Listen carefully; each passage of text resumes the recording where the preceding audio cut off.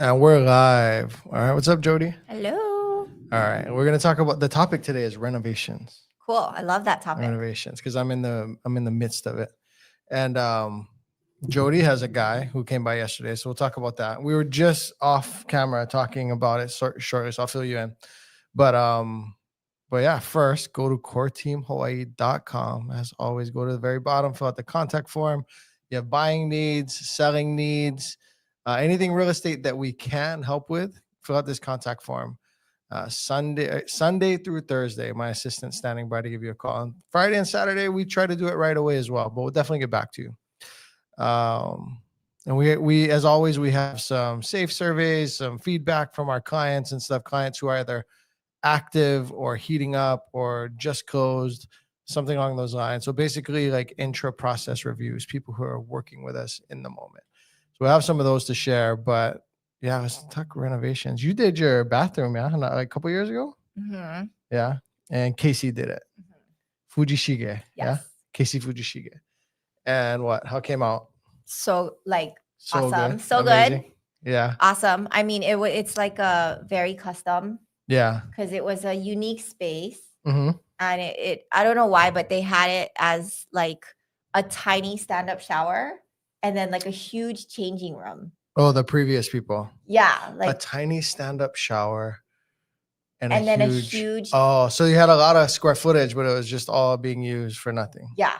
Okay. And so then we did like walk in over the ceiling like rain shower, and also if we didn't want the rain, like the regular big shower. Yeah. I don't know the word. And then also the like handle that can come off. So there's is it the skinny wand, like that kind? There's one of those. Yeah. And then there's one just like a big round, like nice stream, but then there's also over the top. Is it a shower curtain? I thought you had this like built-in, dropped-in bathtub thing. So that's next to it. Oh, that's just the tub. That's just the tub. Oh, and then you have the whole shower like that. Okay. Yeah, and so you can literally walk in, throw the kids in there, like, this is when they were littler, but throw them in there, turn on the water, get them scrubbed down. There's just like all this square footage to shower. And then also, like after getting out of the pool, like 5 kids can jump in and just do their thing. Yeah, rinse off quickly and then get out. So, but yeah, it's a big space. Sorry, guys. And it's like the tiling is really, really, I don't know, according to Casey, it was really like good, well done. Yeah. Well, so Casey came by yesterday. So shout outs to Casey Fujishige. We have multiple contractors, and the way contractors work out is it might depend if that job is up their alley. Are they super busy right now? Are they not? I can't just say I have one guy for everything. One thing I liked about Casey is he was like, that one, don't have me do that one. Have someone else do that one. Would be cheaper. Oh. All right. He's like, but then that, like, bro, we kill with this. And so I appreciated that transparency. So, some things you have a handyman do because cheap, and maybe sometimes it's not cheaper because if you're doing a big renovation, the person already doing it will like change the switches for the same price or cheaper than the handyman because they're doing so much already. Right. So it just depends. Ken, you know who else came by? Who I really liked? Yeah. Daniel Sekigawa. Oh, for real? Yeah. And what? Hanapa Builder. So shout out there. Well, I don't know yet because I had a certain contractor who's probably going to come by tomorrow, but I would have just went with them and just that's it. But they're obviously very busy. Yeah, they've done things for our clients before, but and it all came out great, and I have full confidence.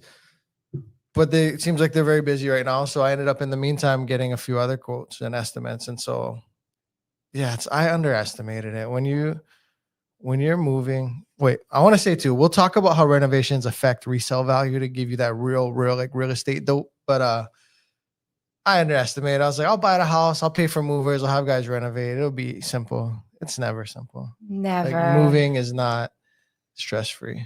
It's not. I was going to ask you for an update on that. It looks like you're handling it well, but I haven't really. No, we're not. It's not good. Oh, So God. we moved because my family's in town, so they moved into our old house, and we're just kind of camping in the living room. So I had these young boys. You need there's a mover to move like one thing or two. I had these young boys come and like move our beds and some stuff over, and now I'm gonna actually hit them up to move it back to the old house, so that we can move back in while renovations are being done. Oh, wow. Yeah, yeah. But all first world problems, you know. Yes, yes, yes. Yeah, yeah. But Daniel and Casey, they were really good. Yeah, I really have high confidence in them. So we'll just have to see. I think they are really good, and well, I know Casey is. You know, Kate. Yeah. So Jody introduced me to Casey, and that's your. How do you guys know each other? Shane, of Through course, Shane. yeah. Oh, Shane. so Casey's not a Ilani boy, He's a Pro City boy. Pro City boy. He's a Pro City boy. What, and baseball? Very good baseball player. Oh, baseball. That's right. Yeah, yeah. And they like, I don't know. Have you heard of the alumni softball tournament? No, It's like a it big sounds thing. like what it probably is what it sounds like. It's a huge deal. Like it's a huge deal, and almost every single school participates, and some schools have multiple teams. And there's like just, I don't know, 50, 60 teams, and then it's this week-long softball tournament. Really? Yeah. Oh, I didn't. You heard about that, Kenji? I heard about it.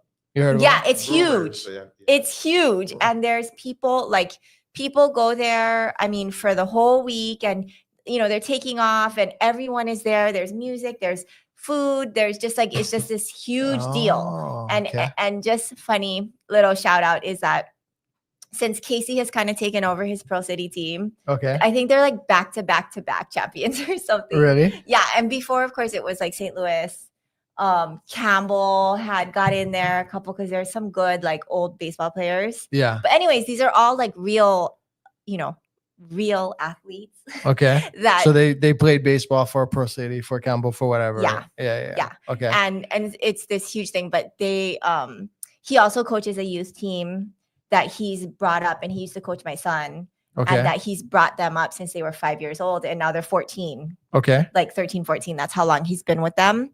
Yeah, he's just an amazing human and does precision work, and doesn't want to scale to be too big to where they have a nice, like he told me about the size of what they're doing, and I was like, that seems just right. Yeah. Not so small that, because it can be too hard, I would imagine, to manage a contracting business if you're too small. But then there's complications when you're big too. Right. And it seemed like they were right in the sweet spot. They're right in the sweet spot. Yeah. So that's why I love them, and I refer all of our buyers to them. To Casey? Yeah. He actually had some, so I'm trying to send Kenji a picture of the thing he sent me. That's why I'm looking away, everyone in YouTube world. I got it to Kenji. So Kenji can bring it up on the screen in a minute when I cue him. But he had great recommendations. Like he's like, you staying here forever? What is this house? And I was like, no, this house is a long time. And he was like, well, bro, like I would just go tile to there, and then I would wrap them here. Yeah. And then I would, instead of like, what you're thinking is okay, but what if you did this, or just ideas? Like, I don't mean to step on your toes, but just ideas. You do this. And I was like, oh, that's good advice. It really reminded me of us giving real estate advice. Super real, super solid. And I was just like, shit, we should have done something together before. Yeah. So same thing with Daniel though. So Daniel is Kenji's brothers, which you know Taya. Yes. Kenji's brothers, former brother-in-law. Anyway, Brother. he's the brother. Yeah. But he was super solid too. He knows Bryce, Shane's friend too, and my brother-in-law. And so shout outs to Hanapaa Builders as well. They were both these guys are super solid. Yeah. I can show the picture now. And so have you seen Casey's kitchen? Yes. You know the backsplash. So I'm pretty much gonna copy this. Check Kenji, pull him up. It's showing now. I love that brick. So nice. Everything in his house is so nice. And we did the refi so they could You refied fund their massive So that's all you right there. production. That backsplash. Yes. It's all me. Yeah. Nah, it's super nice though. I was like, and it's the one thing my wife and I agree on is when we saw that backsplash. What about the color of the cabinets? We're going white as well. We were considering doing like a navy or just I'm down for whatever to a certain extent. My wife has a little bit more of a like a mainland Colorado vibe to her, and she went like navy cabinets and or like we were inspired by what she wouldn't do like a dark emerald green or something, but with like brass handles. But it's just not a Utah house, and it's just not that big, and so we're back to white. But Yeah. we are gonna have an accent wall that's moody in some way, some kind of blue or green or something. That's cool. Yeah. That's the one thing about my house that I like don't love. Is your kitchen? It's kind of like a pocket kitchen. You should hit up Casey then. Well, yeah, he knows. It's on the bucket list. Yeah. But yeah, it's on the it's docket. not open layout scheme. I forget. I've been to your house, but I forget. Isn't it like, don't you go in as like a peninsula? So you want to kill the peninsula Yeah, thing it's and a make an peninsula. island Yeah, instead? I would rather have that. Yeah. Yeah. Do them. Yeah, When are you going to do it? Bucket list. At some point in time. So we'll get to these safe surveys in a minute, but we'll talk about renovations and how they might affect your home's value. So if you're looking at selling, and we can talk about it from a buyer perspective as well. If you guys have questions, let me know. Kenji will queue us up with your questions. But if you're thinking of selling your home, in most cases, depending on the level of home and the location. So if we're talking, we get into like 3 million plus, even at the 2 million range in most situations, depending on where it is. So 2 million in Makaha Valley is a different thing than 2 million in Hawaii Kai. But even up to like a well into the million, up to 2 million or so, I'm still going with relatively cost-effective things. I have a flooring guy that'll put down flooring super cheap. I have other guys that'll do things really cheap, and it's probably how we're getting your home ready to sell.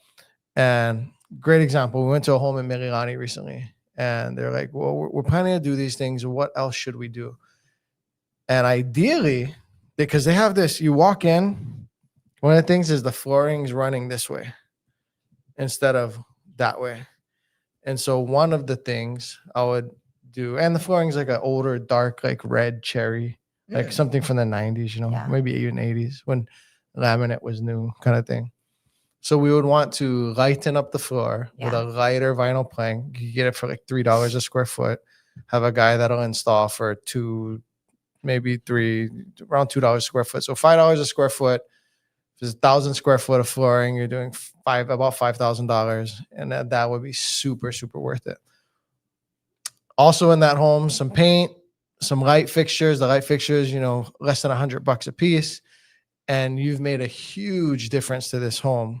Taking down old vertical blinds, in the sliding screen door, the blinds that are on the wand and they clink and clank. They're great and functional, but when you're selling it, it's really not the vibe. You just take that off, put a white sheer. And so every dollar that you spend, we're hoping to make you multiple dollars back for having spent that dollar. There are some other decisions. It's like, do I have to do this? And it's like, I don't know that it yields you any more money, but I do think the juice is worth the squeeze in terms of it could be the difference in just getting an offer or not. Right. Or getting an offer sooner or not, or getting the second offer that makes the first offer, go up because now they're competing against an unknown offer. And so some things are harder to quantify and predict, but we have a good feel on what you should do. Now, I'm not going to call Casey or Daniel if you're selling. That's more if you're keeping. Right. If you're selling, they're probably just not cost effective, and great. It's glad that we have business owners who understand that and can respect that. We'll see. It depends. But we're likely going to like Golden Cabinets or CNC, the cheaper cabinet places, which, by the way, I have a product like that, and it's been in my home 4 years with 2 boys, and the cabinets are fine. So probably go to a place like that, go with a cheaper contractor, caulk it, make it look nice, and then we're out. Now, does that mean that we sell homes with shoddy work? No. It just means that you're not going to go with the, like, that's a good metaphor. Like, we're not going to go, if it's a 2-year-old birthday party, I'm not getting the highest wedding cake designer Right. to smash faces in that cake. You know what I mean? Like, still a sufficient cake. It's still nobody gonna get sick. The sugar and the fat and the oil and everything, the flour tastes good. But we're not, paying $10,000 for a 2-year-old's cake, right? That's a wedding cake. And so we'll match you with the right people. We will help to manage that if we are helping you on the sell side. We'll help you make the best decisions collaboratively so that you're getting the best return for your effort and your dollar. And some sellers, I love it when I have these sellers, but some sellers are just like, no, let's do it. I know that we could have a conversation about whether or not to paint, but I like all new paint, so let's paint. I know we could have a conversation about changing the cabinets to a more neutral white. I never liked this brown. Let's change the cabinet. So that makes our job easier, but not every seller is in a position to be so frivolous with their funds. So, and I would say most sellers, it's not even necessarily, well, definitely funds come into play, but it's also like, I want you to tell me what to do. Like, I want you to tell me what's going to get me more money. Yeah. That's really what it comes down to in terms of advice and where like the realtor is going to make a difference. Yeah. Is you can talk to 5 realtors and get 5 different answers. Sure. Yeah. And yeah, you know what? One thing I want to do is I want to have like a questionnaire, a survey, or like a guided conversation with a document that helps the seller tell me, like, how much do you want me to take over for you? Yeah. Do you want me to just make the decisions, and like, do you want to figuratively give me the checkbook? Is that what you're looking for? Because our default is not to do that. Just seems not to be overbearing in that sense. Well, I mean, it's like, it's still a active, fluid conversation. Yeah. But it's like, even with buyers, when we're going over stuff, it's like, there's a reason I'm showing you this particular rate with this particular cost, and that we're comparing it to this baseline based on all of the previous conversations that we've had. We're not just, I mean, the scenarios are infinite that we could really go over. Right. So it's like, we need to utilize our expertise to point you in the right direction instead of just saying like, well, here's 17 different scenarios. Yeah. That's a nice thing on the buy side. When we have buyers who are like, I want single family, my max is 950 and I need 4 bedrooms, even if they're small. I'm like, what? There's 2 neighborhoods in Ever Beach. Let's go. And it's, but we really like Kaneohe. I'm like, that's fine. I like Greece, but we're not that arrogant about it. But it's like, we know the numbers and the situation dial us into finite choices, and that's it. It's not so subjective unless you're going to change your criteria to be open to a 2-bedroom townhome in Kaneohe or, something like that. We know where you're going to end up because of the nature of the market and your budget. And that makes things kind of easy. On the sales side, it's a little more subjective. It's a little more art rather than science. And that varies on neighborhood. Well, I mean, and timelines. How long is it going to take to get the work done? What work are you recommending? Like, all of that stuff lines up. And then that's where the vendors matter a lot, because it's like, you're making this introduction and you're working off of a timeline saying like, okay, we want to go live in 60 days. And then that's a good thing too for people to reach out, especially on the sales side, sooner. Yeah. Because like, we had someone reach out recently, Emilion, they live down the street from me, and they're like, oh, we already finished all renovations. And talking to them, I feel like it's probably good, but I would have loved to have met them 4 months ago. Yeah. So I could help choose the paint, or I could help, recommend this and that and the other. Sooner would be better, especially for the listing side. Yeah. All right. So I'm going to get into our safe surveys first. Should I renovate? Should I not? Should I do it fully? Should I not? So like that house in Miliani, ideally you knock down a wall. Like if you're going to live there, you want to knock down the wall. Oof. Thing that makes this one complicated is husband is a contractor. Oh. So I'm like, oh, so you can knock them down yourself then? And he's just looking at me like, don't add to my list. Yeah. So I could get you to knock down that wall super cost effectively, but then you got to move electric, you got to move plumbing. Is the juice worth the squeeze? You want to present a safe, good quality product when you sell, but with minimum effort to make the most money. And so that's a big conversation that we have a lot of the time. All right. First safe survey is from Jeremiah D. Kenny's been great, and I just got pre-approved this week. It's just that we cannot make a move until I sell our home in Boston. All right. So good job, Kenny. James says, they've been great and have been very good in helping us prepare things for our house and all that. 10 out of 10 rating. We are very, very happy that we work with them. We've been watching them on YouTube for a while. Shout outs to James. Thank you. All right. Kenny again from Sayer. Is it Sayer? Sayer. Sorry, Sayer. Honestly, he's the one who first reaches out whenever something pops up. He's proactive, and I like that about Kenny for real. Sarah's a little younger, if you can't. The lingo is younger. He is. Mahe from Jeremiah K. Oh, is that? Oh, there's 2 Jeremiahs. She's been great. Very responsive and detailed. She's really good. Shout outs to Mahe. All right. So I'm going to have Kenny come in and replace me. I got to get a bunch of work done. And Jody and Kenny are just going to rap about whatever. You can talk about renovations if you want. So, all right. I'll see you guys next week. Do we have comments?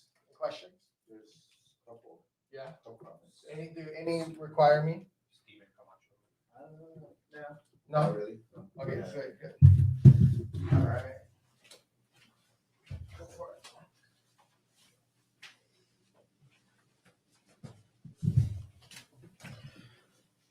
Hi, Jody. Hi. Hey, everybody. How's it?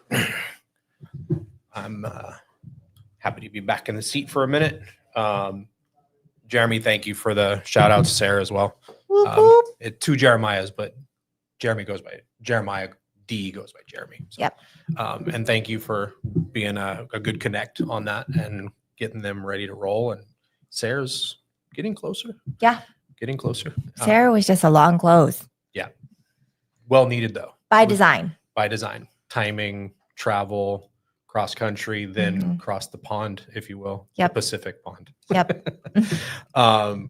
Stephen Camacho has a question, and then I want to talk about renovation as it pertains to loans just a little bit. Sure. I have one question that I put out, and I just want to wrap on that a little bit. Stephen Camacho, parents did their kitchen lanai and added another bedroom through Yvette Burdette. She was solid, did a great job. Oh, that was a question from us back to him. What did you like most about the job? Yeah, so I asked him. Okay. And Mahe says what's up. yeah, what's up, Mahe? From the beautiful Northwest. Yep. I bet you it's a little bit cooler where you're at the moment. Glad you're out there doing your thing. I think I asked Derek Tonga, not Okashi. We have a client that's looking at a home that's unfinished, Yeah. but he's a VA buyer. Mhm. And so there's certain things that you can and cannot do with a loan product from your expertise Mhm. when it comes to renovating and or potentially looking at, hey, bring your hammer or bring your contractor to finish this. This is a great opportunity. And it is. On paper, the numbers look pretty good. You can buy this home that's new construction, but for whatever reason, the developer, the builder said, we're out, we're done, sell it as is. And then you have to finish the kitchen, finish the bathroom. Like there's toilets in there, but no sink fixtures and stuff like that. Right. So I just wanted to bridge the reno conversation into like what, why, where, how. Yeah. So that's a tough question. And part of that is because the Google and chat and etc. have a VA reno loan in which you would be able to purchase the property unfinished, and then you would be able to get additional funds to cover the costs associated with finishing the property based on a future market value of the property. And that is similar to how for example, an FHA 203K, there's even a conventional reno loan. There's also a rehab loan, and also just a regular construction loan. they work off of future values. So what is the value of the property going to be when it's completed? Right. And then based on that valuation, there's a percentage leverage that you would be able to utilize. Right. And then you would take the difference between what you're purchasing the property for and that higher upper percentage to see how much cash you would be able to get to complete the product. Right. And it all sounds so beautifully simple, but there's no lender that I can find Right. retail, so banker, First Hawaiian Bank, Bank of Hawaii, American Savings Bank, Central Pacific Bank, those would be like brick and mortar FDIC banks that do mortgages, they do construction loans, they do renovation loans, that will do a VA reno. Right. I know that there is a couple national mortgage bankers that advertise it. Right. But when I have talked to actual loan officers that work there, they're like, oh no, we don't do those. Yeah. It's like nobody does them. So yes, they are allowed within the realm of VA guidelines on what could exist. Yes. So like VA would be fine with a renovation loan. VA would even be fine with land, Right. according to the VA handbook. Right. The VA circular is sort of its own worst enemy, is basically what you're saying. It's And- just it's a guideline. Right. They're ultimately, and that's the important piece of the puzzle. The VA is not the one lending the money. Right. They're not the bank. They're not the bank. They're not saying like, yeah, we'll help you buy land. Just call 1-800-VA Veterans Affairs and we'll qualify you for a loan. Right. Yeah. So they created this guideline that all the lenders have to abide by. But each unique lender, whether it be a mortgage banker, mortgage broker, or FDIC or credit union, has their own capacity of what they will do for VA loans. Right. The bank takes the risk. And nobody will touch VA land loans and Right. nobody will touch VA rental. Right. The future value of the home is less predictable than a bank would maybe want to loan up to that amount to give you the money to reno or finish. And the thought process is the VA home loan is meant to, just to be clear, and this is what someone from the VA actually emailed me back because I was like, you're screwing your own veteran, blah, blah, blah. And so he goes, we're not doing this to help our veterans invest and make money and build wealth. Yeah. They're not doing it. They're doing it to provide housing for a veteran, active and or no longer active. Right. Like we want to have an owner occupied dwelling that they can move into the day that it becomes theirs. Yep. Not they're becoming a contractor. They're getting screwed over. Like they thought it was going to cost 50,000, but realize it's 100,000. And now all of a sudden they couldn't finish the construction and now they have to sell for a loss and blah, blah, blah, blah, blah. Right. It's what investment loans are for. Right. Different types of loans. So it's like, you want to be an investor? Sure. You want to be a contractor that's doing flips or whatever? Sure. Go use their loans. Don't use their VA loan. And then coming directly from a VA in the portal, basically, was their response. And That's what his response was. And because I was, so our buyer owned multiple properties.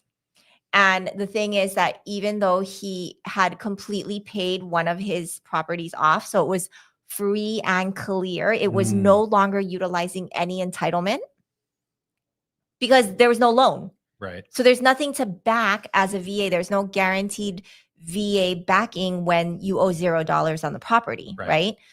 And however, they were like, oh no, because he did utilize this much before he paid off the loan, he doesn't get that back for his remaining entitlement. Yeah. So but it was his third property that he was buying. But so basically they were like, the only way that he can utilize his VA again, even though he only had one property that was actually utilizing entitlement, was to sell the first property. Right. And I was like, he's not going to sell his first property. That's silly. No one would advise him to do that. It's a Mhm. free and clear property that's cash flowing in Hawaii. Yeah. And they were like, well, we don't know what to tell you because we're not doing this and we're not providing this loan so that they can build wealth. Mm. Yeah. In a nutshell, the VA sets the rules, but they don't play the game. Right. They don't provide the funding. Right. So they're like, this is doable, but we're not funding it. Do we have any other? I'm seeing a couple of good comments, but no questions at the moment. All right. Harold, aloha. Appreciate you reaching out. Got a couple of good comments in there. Thank you for shouting out my. How are we doing rates wise? Seems like it was Steady. it's a little bit lower than like mid-May, early June, but not major changes. Pretty balanced at the moment. Yeah. VA is hovering right around the 6.25. So the 6.25 is giving a little bit of rebate. Okay. Which it goes from giving no rebate to giving a little bit of rebate. Okay. Which of course is us being able to cover some of the closing costs. Good. The 6.125, however, is at a cost. So it's not like the 6.125 is at 0 points and the 6.25 is giving rebate. Super skinny margin. Yeah, kind which of. it's funny because I was explaining it to one of our buyers, Mhm. and they were like, "Why did you say rates went down?" And then, but they're like, "You're still quoting me a 6.25," and I was like, "Right, but instead of giving you $0 to help cover closing costs, now we're giving you like $3,300." So It's a good number. and then he's like, "But rates didn't go down." Like he was like so confused, and I Yeah. said, "Oh." I might have said it wrong, but the way we view it is if a 6.125 or a 6.25 was going to just be 0. So like, let's just say at a 6.25, you were going to have to pay 11,000 in closing costs Mhm. yesterday. Today, in my opinion, if rates went down, that would be meaning that 6.25, instead of paying 11,000, maybe you're paying 10 or 9 or 8 or 7. To me, rates went down, right? But in Yeah. his head, he was like, it's Right, still right. a 6.25. Right. It didn't because it's on paper. It still says 625. Make that make sense, right? So let's break it down a little bit. What is the difference in a monthly mortgage payment between 6.125 and 6.25? Is it 25, $30 a month? It's about 60. $60 a month. Mhm. So, but so if we're understanding what Auntie Jody is saying to this potential, this buyer client is, I can save you $3,300 right now. Well, I want $60 a month less. Right. Okay. Do you want to save $60 a month for 4 or 5 years to get that return on investment, so to speak? If we're speaking reno context, right? Right. Save $60 a month. It's real money. That's dinner out. That's a quick trip to the grocery store. It's a tank of gas. Or $3,300 stays in your pocket the day that you're funding your loan to move into the house. Right. That's really where it's at. That's Yeah. the breakdown. Of And that, we'll right? still do the comparison. And when we did the comparison, he was like, oh, I don't want the 6.125. I want the 6.25, And I was like, right. And so we still showed it to him and we talked it through, but he was still like stuck on. He was Yep. still like, okay, so rates stayed the same. I'm like, okay, we Yep. can call it that. But I Rates- get some money back. right. Yay me. Okay, Yeah. go. So that was kind of, but yeah, there is based on the most recent inflation data, Mhm. which was very promising, which came out last week, Wednesday. It came out good. So inflation is still not going up according to the statistics. Okay. Even though now, like if you go, Derek and I talked about this last time, like if you go to Target or Mhm. Walmart or Amazon, it'll say like it was this, but now it's this because of the Mhm. tariffs. So to say that like things aren't more expensive right now, it's kind of like, okay, Yeah. okay. But this is, of course, a year over year comparison. Yeah. So where it was a year ago in the same given month. And based on the promising inflationary data, even though the Fed, Jerome Powell, the Fed president, is saying like, I am not believing it. We are not in the clear. We still need to see the impact on the tariffs. Mhm. And having this type of like 30, 60-day impact on the tariffs is not enough. So heck no, I am not decreasing rates in July. I don't care what you say, right? He's Right. getting a ton of pressure from everyone, Yep. Trump and everyone, and to bring down rates. Mhm. And so worst case scenario is that he's out in May 2026. Right. And I'm not saying I agree with it. I'm just saying that I know that Trump will not continue with him, Mhm. with Jerome Powell for the next term. Right. And so worst case scenario, we're going to see a rate drop, whether or not it's going to be good for the economy on a higher level. Worst case scenario, May 2026. Okay. A lot of the market is predicting that it'll be closer to the end of the year, if not even the beginning of the last quarter. Okay.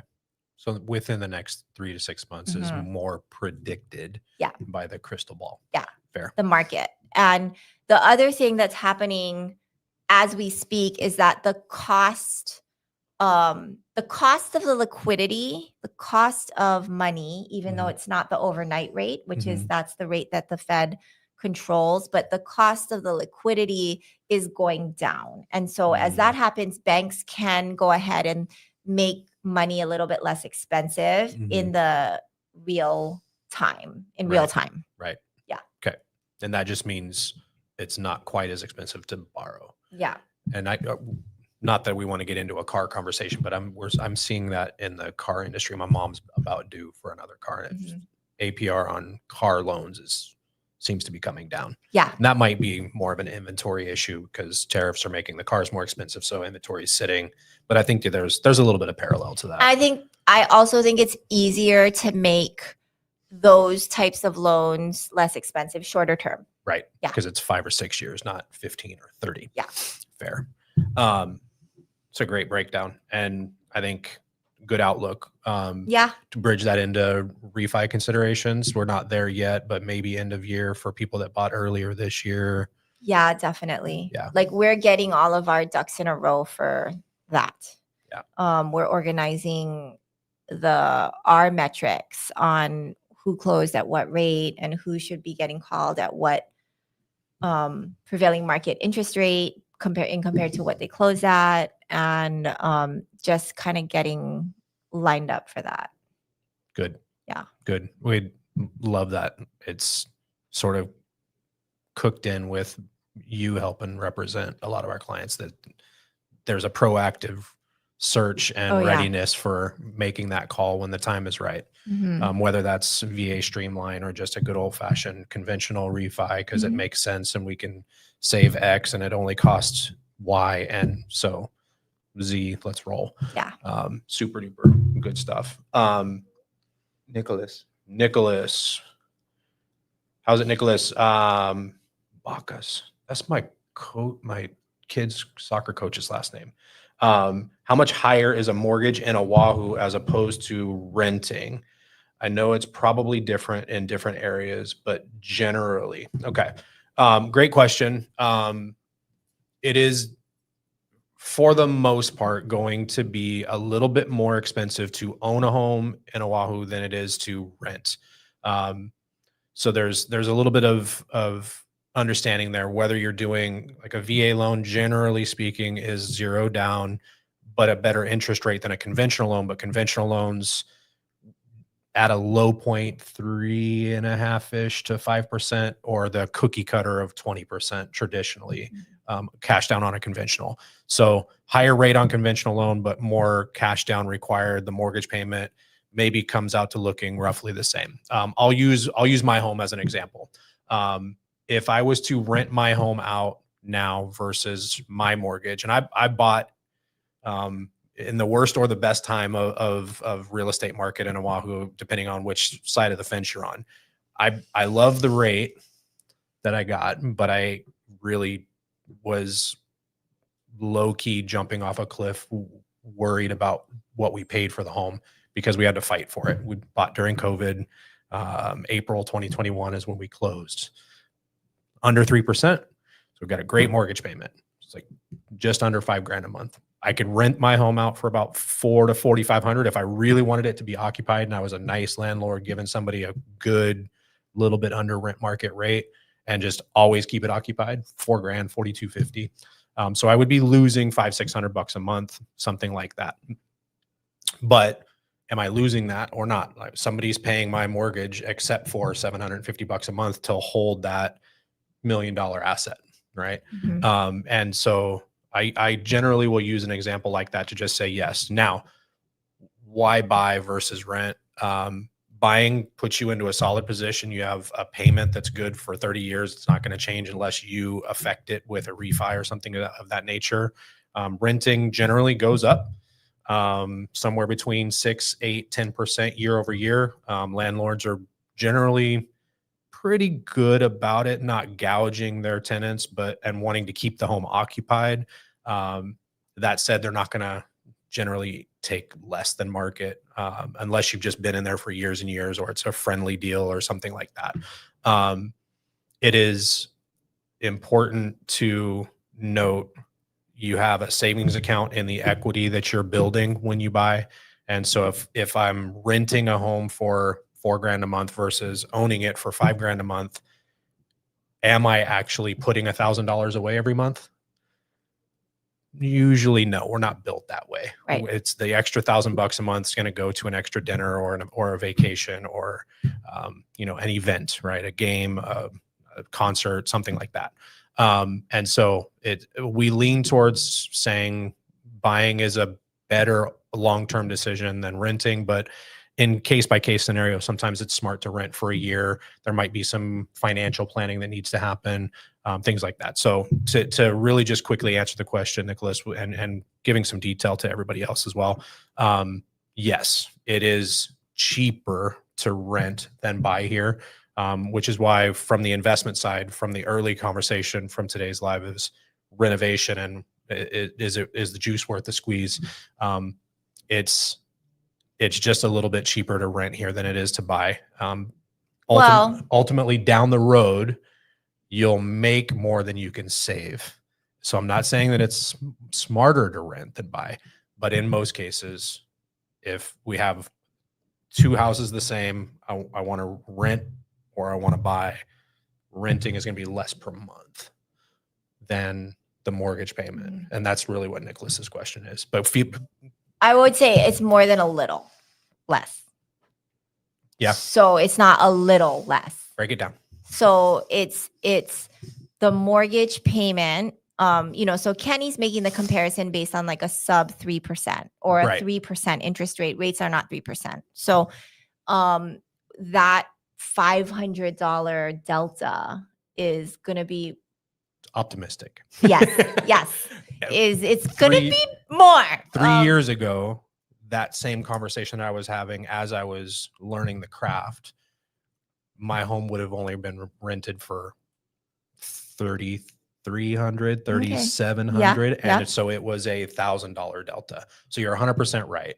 I say that to continue to drive the point of if you're renting, you are at the whims of the landlord and the rent market, and you don't know what your next rent payment's going to be. Maybe you know what your next 6 or 12 are, Right. but it's going to go up again, and you could bank on that, but you don't know how much it's going to go up. Right. It's gone up, and I there's data to show over $1,000, $1,200 to $1,500 a month more now for my home than what it was to rent 3 years ago. Yep.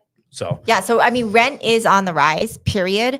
Rent is one of the biggest factors that impacts inflationary data, because rent goes up, right? And your mortgage payment will not. Your mortgage payment will, in the sense of property taxes, could go up over time, right? And that's not going to be as much as how much a rent would go up over time. So, but an example,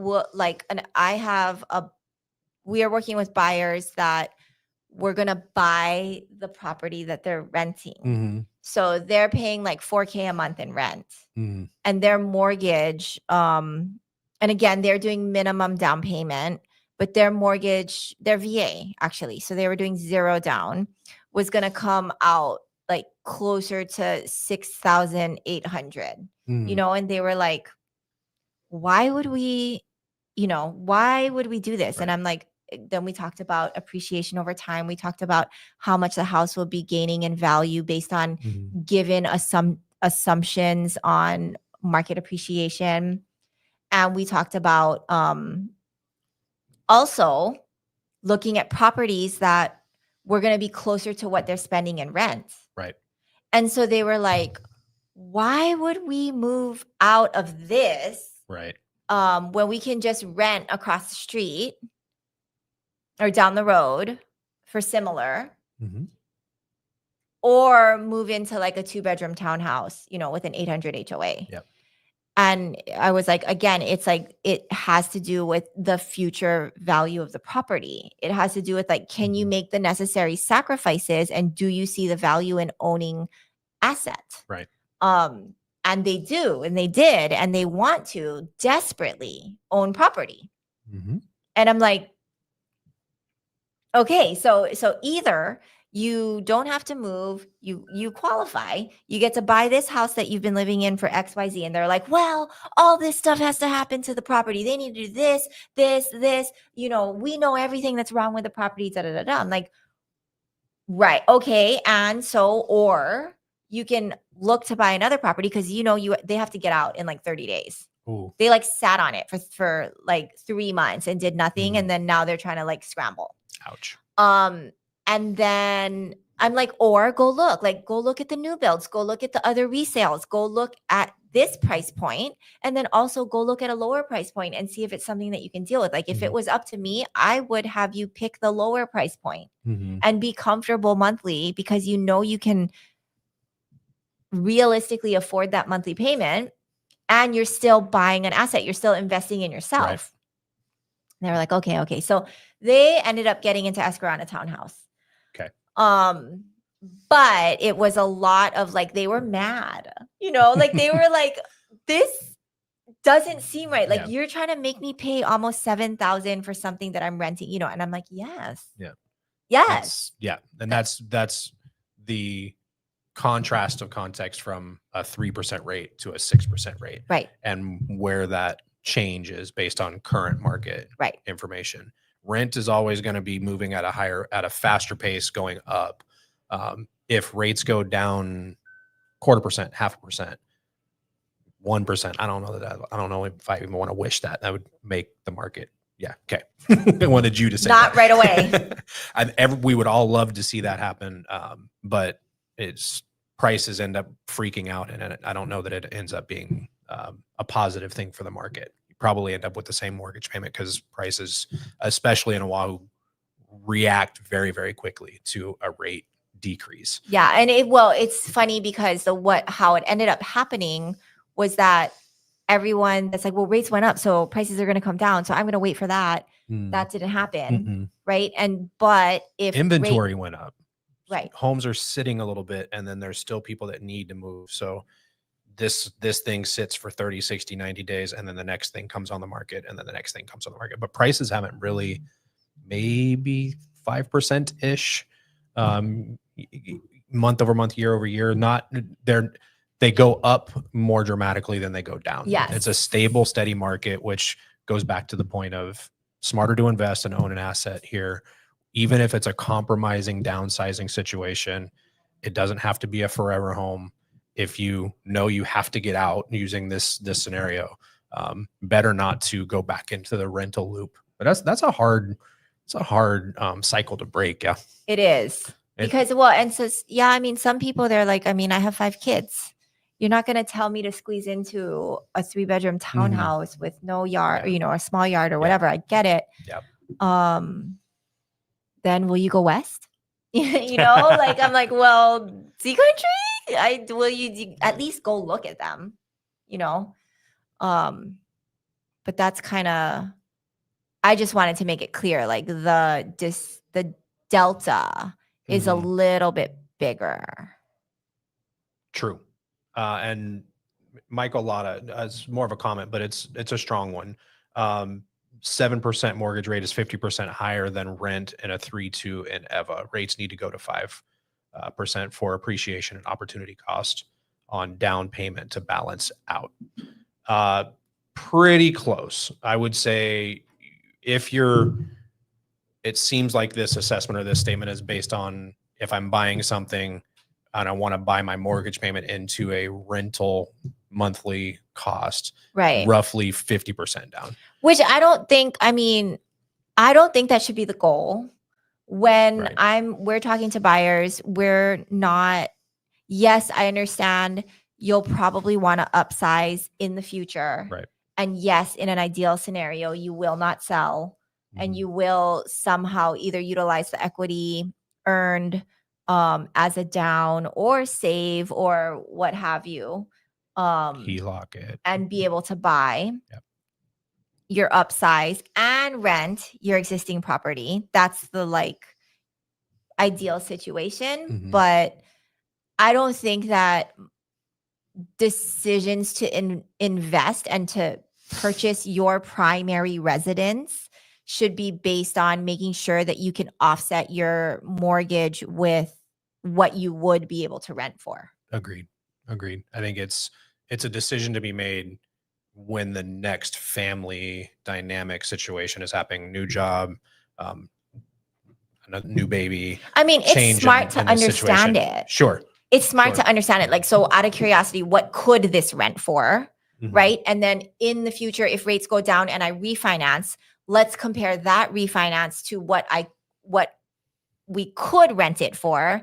And then also let's potentially tack on, if we're not going to rent for 5 years, how much is rent going to go up? Like Mhm. those are the conversations that, yeah, sure. I mean, those are definitely conversations that you have, we all have with our buyers. But in terms of like, yeah, I mean, you need to make sure it makes sense as a primary residence that you're going to live in probably for quite a while. Yeah. Before making any major changes. At least 3 to 5 years is where we break down math and have spreadsheets that Aiden is so good at putting together. And to both Michael and Harold Duke Vasquez, certainly welcome to break this down more. Go to coreteamhawaii.com, go to the bottom of the chat, and we can absolutely connect with you and have conversation. Both are saying $3K rent or $3K less than a mortgage payment. It's a $60,000 savings. Here's the retort to that. And it's just good conversation. You're not wrong in this.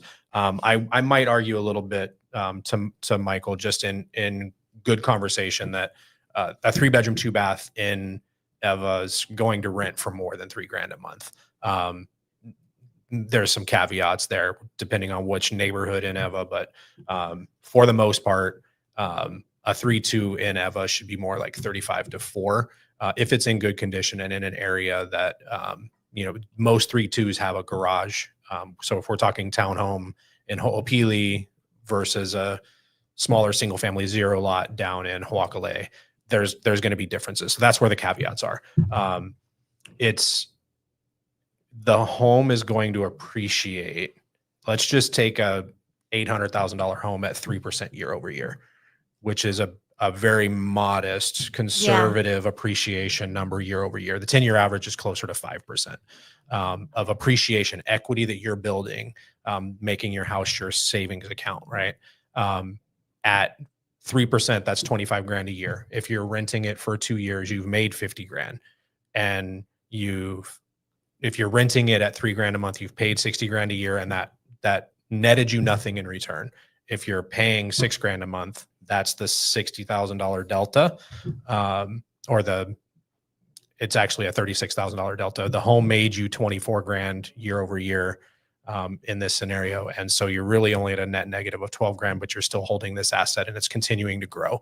And it provides you with housing. And it provides you with housing, and it provides you with you live there. It provides you with a payment that is solid and it's not changing, and you get to stay there as long as you want.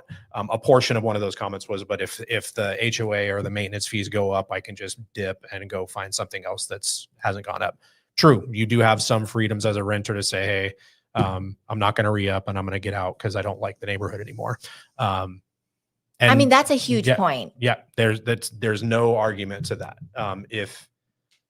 If that's more important to you than the ability to own an asset and have an equity position in something to be able to launch into generational wealth and or just owning property and having some control over that and having the nest egg to build rather than just trying to put money into a savings account. Just again, the challenge is find me a savings account or something you can invest in that's going to give you 3% year over year in return, modestly speaking, versus just saving, putting it into a savings account. But great conversation and all valid points. It's just there are counterpoints. There's really no argument to what you guys are saying.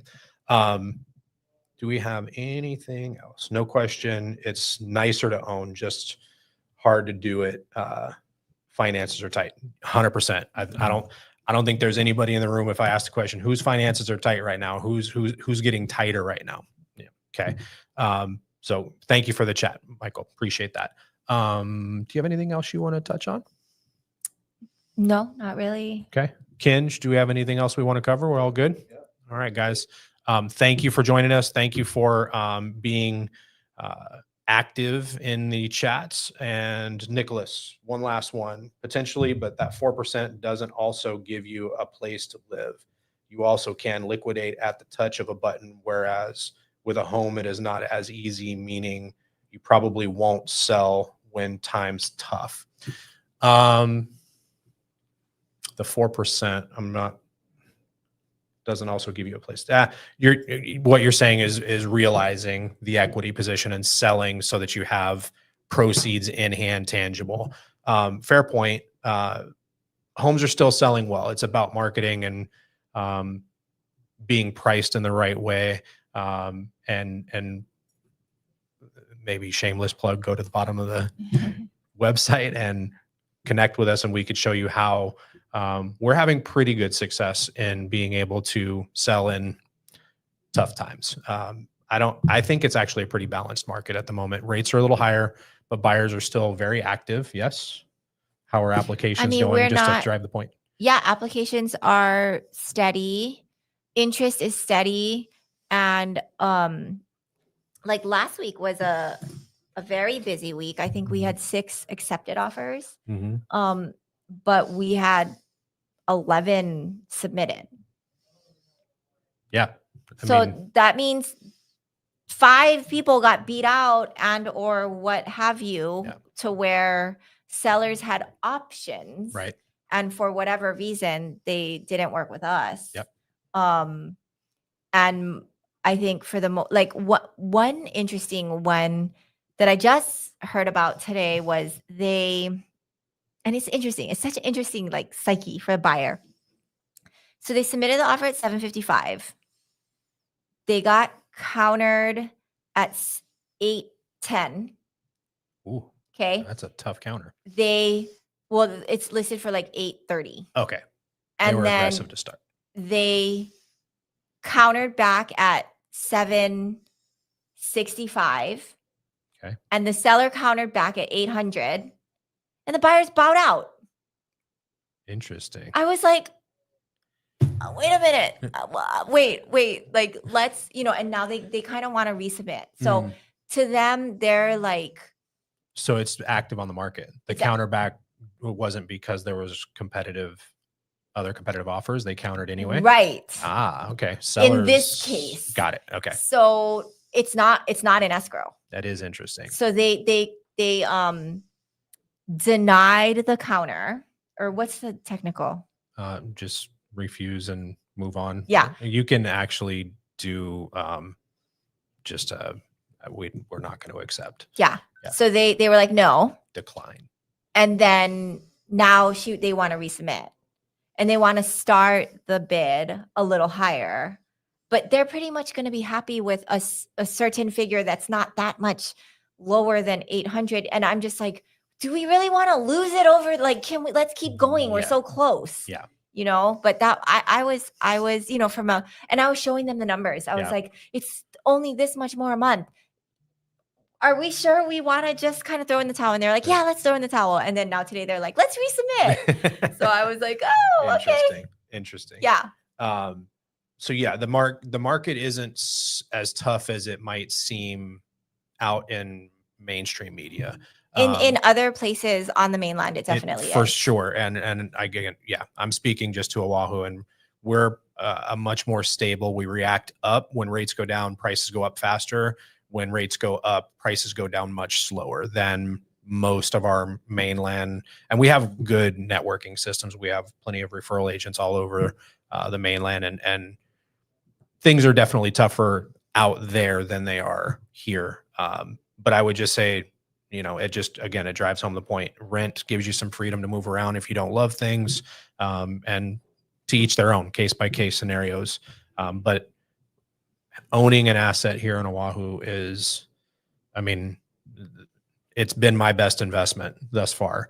And it's something that we would definitely love to chat with you guys about more and in detail. And in your situation, let's understand your goals, what it is you're trying to do, or what you're trying to avoid. And so we want to meet you where you're at and have that conversation. So we're going to wrap it for today. But go down to the bottom of the coreteamhawaii.com and click the contact button and reach out to us. We'd love to connect with you. And again, thanks, Jody, for hanging out with us. You're You welcome. guys have a great afternoon.